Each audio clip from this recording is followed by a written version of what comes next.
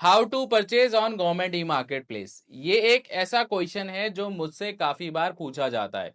तो आज मैं आप लोगों को बताऊंगा कि अगर आप एक बायर हो और गवर्नमेंट ई मार्केट प्लेस के ऊपर खरीदारी करना चाहते हो तो ऐसे कौन कौन से मोड ऑफ प्रिक्योरमेंट है जिनका यूज करके आप अपने लिए या फिर अपने डिपार्टमेंट के लिए प्रिक्योरमेंट कर सकते हो। साथ ही साथ ये भी बताऊंगा कि जब भी जिस भी मोड को आपको चुनना है या फिर सेलेक्ट करना है, मोड ऑफ प्रिक्योरमेंट को जब आपको सेलेक्ट करना है कोई भी खरीदारी करने के लिए, तो कौन सी ऐसी बातें हैं जो आपको पता होनी चाहिए या फिर जिनका आपको ध्यान रखना है, या फिर ऐसी कौन सी मिस्टेक्स भी हैं जो आपको अवॉइड करनी चाहिए, जो अक्सर लोग करते हैं while doing procurement on government e market place. और नेक्स्ट 2-3 मंथ्स जो हैं काफी क्रूशियल हैं, क्योंकि आपको पता है कि फाइनेंशियल ईयर एंड चल रहा है और इस टाइम पे सारे डिपार्टमेंट्स के ऊपर प्रेशर होता है सही प्रिक्योरमेंट करने का। तो सबसे पहले गवर्नमेंट ई मार्केट प्लेस के ऊपर जो मोड ऑफ प्रिक्योरमेंट आपके लिए अवेलेबल है या फिर एप्लीकेबल है, वो डिफरेंट टाइप्स ऑफ बिडिंग है। आप बिडिंग कर सकते हैं। बिड में आप जिन प्रोडक्ट की categories government e market place के ऊपर अवेलेबल है उनके लिए प्रोडक्ट बिड निकाल सकते हैं। जिन सर्विसेज की कैटेगरीज जिन पे अवेलेबल है उनके लिए सर्विस बिड निकाल सकते हैं। अगर आपको एक से ज्यादा प्रोडक्ट एक ही टेंडर में खरीदना है तो आप प्रोडक्ट बंच बिड निकाल सकते हैं। सेम उसी तरीके से एक से ज्यादा सर्विसेज अगर आपको किसी भी टेंडर में प्रोक्योर करनी है तो आप सर्विस बिड निकाल सकते हैं। आपको ध्यान ये देना है कि जब आप प्रोडक्ट बिड या सर्विस बिड निकालते हैं या फिर उनको क्लब करके कोई भी टेंडर निकालते हैं तो आप उन्हीं कैटेगरीज के लिए कर पाएंगे जिन categories government e market place के ऊपर अवेलेबल है। फिर अगर आपको बिड टू आरए करना है तो बिड टू आरए भी कर सकते हैं आप। बिड टू आरए का ऑप्शन भी आपको गवर्नमेंट ई मार्केट प्लेस के ऊपर दिया गया है। उसके बाद जिन प्रोडक्ट की categories government e market place के ऊपर अवेलेबल नहीं है, अगर कोई ऐसा आइटम है, चाहे वो प्रोडक्ट है चाहे सर्विसेज है, आप खरीदना चाहते हैं लेकिन उसकी कैटेगरी आपको गवर्नमेंट ई मार्केट प्लेस के ऊपर नहीं मिल रही, तो उसके लिए आप कस्टम बिड कर सकते हैं।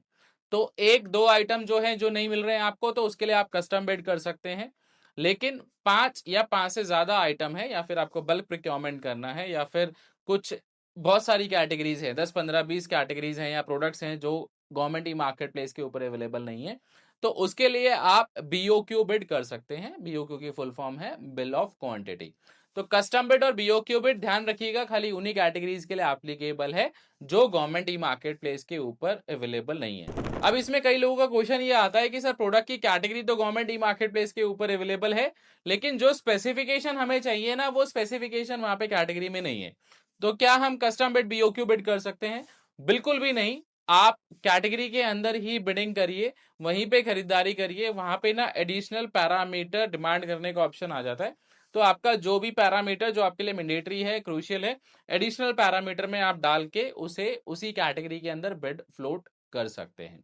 तो ये टाइप्स ऑफ बिड हैं जो आप यूज कर सकते हैं गवर्नमेंट ई मार्केट प्लेस के ऊपर जब भी आप कोई भी खरीदारी करते हैं या फिर करने जा रहे हैं। आपको ध्यान ये रखना है कि जब भी आप कोई भी tender government e market place के ऊपर निकालते हैं तो रूल क्या कहता है कि आपको टेंडर ऐसा बनाना है जो कि हेल्दी कंपटीशन दे। मतलब कोई भी ऐसा क्लॉज आपको नहीं लगाना है जो लैक ऑफ कंपटीशन क्रिएट करे। हर किसी को आपको इक्वल अपॉर्चुनिटी देनी है। अपनी रिक्वायरमेंट को आपको क्लियरली डिफाइन करना है कि आपको चाहिएगा। आपको कोई भी कंफ्यूजिंग टेंडर नहीं बनाना है, कहीं पे भी कोई भी ऐसा इस तरीके से उस टेंडर को नहीं बनाना है कि जहां पे सेलर को समझ में नहीं आए कि उसे क्या चाहिए या फिर आपको क्या चाहिए। तो आपको जो भी टेंडर बनाना है आपको ध्यान रखना है कि वो ट्रांसपेरेंट वे में हो। दूसरा, हर किसी को समझ में आए कि आप क्या मांगना चाह रहे हो, हर एक चीज को अच्छे से डिफाइन करिए।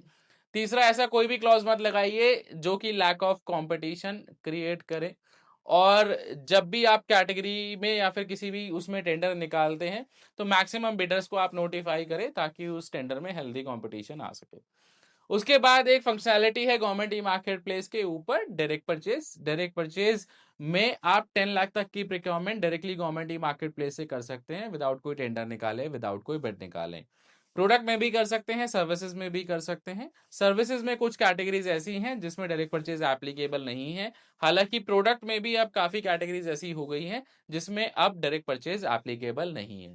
तो ये 10 लाख की जो परचेज है इसको भी दो पार्टों में डिवाइड किया गया है, 0 से लेकर 50,000 तक और 50,000 रुपीज से लेकर 10 लाख रुपीज तक।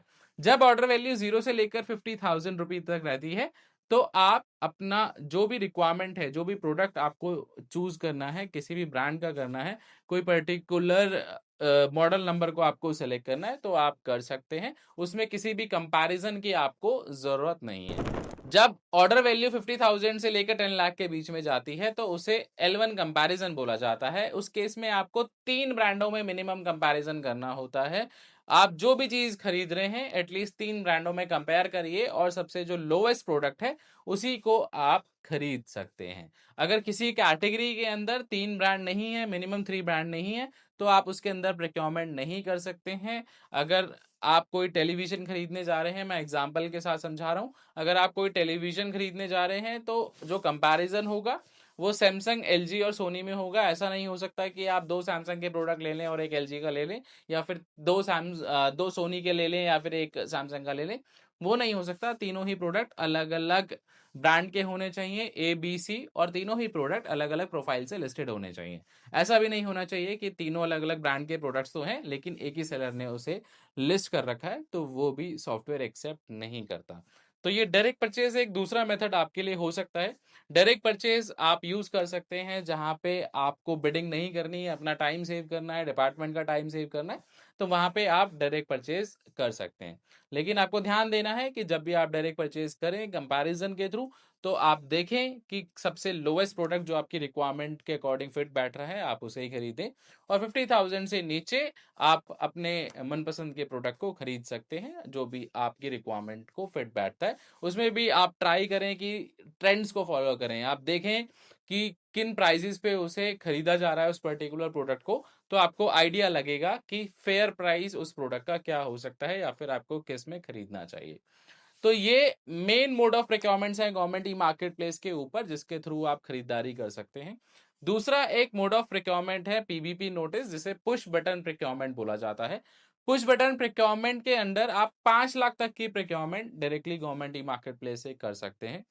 अब पुश बटन प्रोक्योरमेंट वर्क कैसे करता है? पुश बटन प्रोक्योरमेंट, जब भी आपको कोई भी प्रोडक्ट खरीदना है, आप टेंडर नहीं निकालना चाहते। टेंडर क्या है? 10 डेज के लिए निकलेगा, उसमें डॉक्यूमेंटेशन वर्क होगा, आप उन चीज़ों में नहीं जाना चाहते।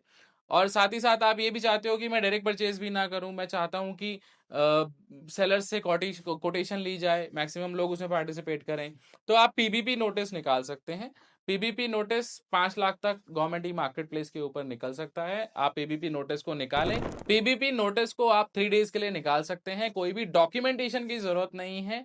ऑटोमैटिकली एक पीबीपी नोटिस जनरेट हो जाता है। जितने भी सेलर्स उस रजिस्टर्ड कैटेगरी के अंदर हैं, उनको नोटिफाई भी सॉफ्टवेयर कर देता है। लेकिन आपको ध्यान देना है कि पीबीपी नोटिस हर एक कैटेगरी के अंदर एप्लीकेबल नहीं है। जिन भी कैटेगरी के अंदर एप्लीकेबल है, आप उसे वहाँ पे यूज़ कर सकते हैं। उसके बाद भी इसमें कुछ कंडीशंस होती हैं कि एटलीस्ट 10 ओईएम्स उस कैटेगरी के अंदर होने चाहिए, तभी आप पीबीपी नोटिस निकाल सकते हैं। और पीबीपी नोटिस आपका तभी सक्सेसफुल होता है जब एटलीस्ट उस नोटिस के अंदर मिनिमम 5 बिडर्स पार्टिसिपेट करें। तो आपको देखना है कि जिस भी कैटेगरी के अंदर पीबीपी नोटिस आप निकाल रहे हैं, तो ये आगे जाके जो कंडीशंस है वो फॉलो हो पाएंगे कि ना हो पाएंगी, क्योंकि आपका टाइम भी वेस्ट नहीं होना चाहिए। तो ये मोड ऑफ प्रोक्योरमेंट है जो आपको हेल्प करेंगे गवर्नमेंट ई मार्केट प्लेस के ऊपर कोई भी खरीदारी करने के लिए। डिस्क्रिप्शन में मेरा ईमेल एड्रेस दिया हुआ है। आपको कोई डाउट है, आपको कोई क्वेश्चन है, तो आप मुझे ईमेल कर सकते हैं। तो ये था हमारा आज का video, how to purchase on government e market place. जल्दी मिलेंगे एक नई वीडियो के साथ, तब तक के लिए थैंक यू सो मच।